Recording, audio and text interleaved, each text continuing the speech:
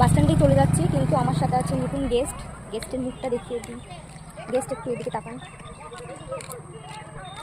আমরা এখন আইসক্রিম খেতে যাচ্ছি, আর সেটা খাওয়াবে আমার বিবাহিত দিদি। তুই দিস নি সেটা না, আমার টাকা দিয়ে দিই। কালকে আমি বিবাহিত হই, তারপর কালকে আমি চলে যাবো, সেই দুঃখে একটু খাওয়াতে পারতিস। খাইয়ে দেবো আইসক্রিম, কিন্তু টাকা দিতে পারবো।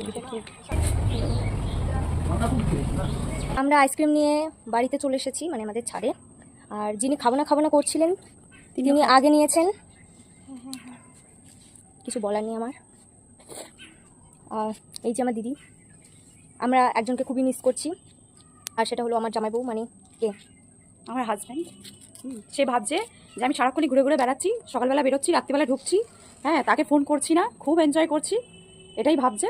তো তাকে না দিয়ে এই আইসক্রিমটা খেতে আমার খুবই কষ্ট হচ্ছে, কিন্তু খেতে হবে, কি করবো, বাড়ি গিয়ে। হ্যাঁ, আমাদের এখানে আসলে কারোরই পাত্তা থাকে না, তারা নেটওয়ার্কের বাইরে চলে যায়। তো পরের বার যখন জামাইবাবু আসবে, তখন জামাইবাবুর বাড়ির লোকও মিস করবে, কিন্তু কথা বলার সময় থাকবে না, কারণ আমরা এখানে প্রচণ্ড এনজয় করি। আপনারা আমার ব্লগ দেখে বুঝতেই পারেন, আর যারা বুঝতে পারেন না তারাই লাইক করেন না। তো ভালো লাগলে অবশ্যই লাইক করবেন,